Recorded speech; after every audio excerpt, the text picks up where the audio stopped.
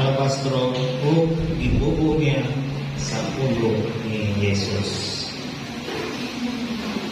Ug samtang dito siya sa Betania, sa balay sa sanglahon nga si Simon, sa naglingkod siya sa kalat, usa ka babae niabot nga adunay sudlanan sa alabastro nga mahalon kayo nga lana sa pagpulong. Ug gibuhat niya kini ug gidihok sa iyang ulo. Ang babae ning maong bersikulo nidihok kang Jesus sa hilabihang ka mahal nga pahumot. Dayang-ayaw nga ang dili sa maong pahumot, mao ang hinungdan na wala mahimuot ang mga tinunan sa gibuhat sa babae. Dili tingali sila maingon adto kung baratuhon ra ang pahumot.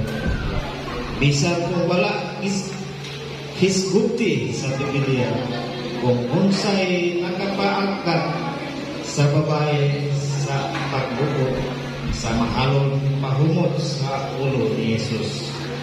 Kaya-kayo nga taas ang iyang respeto kaniya kung wala pa niya inhi si Jesus na labing bilihon sa iyang kinabuhi.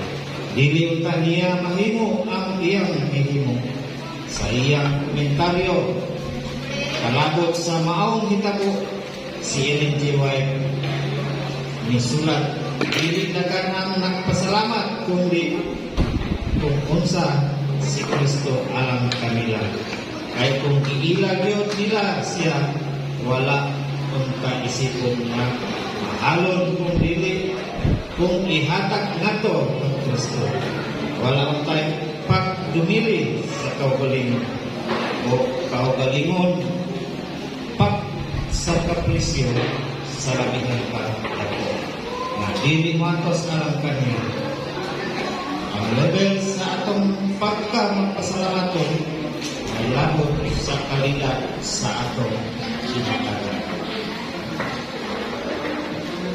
Pangalin niyo po, sa atong pag-uli sa ikapulo o paghatag sa halat karon tinaod na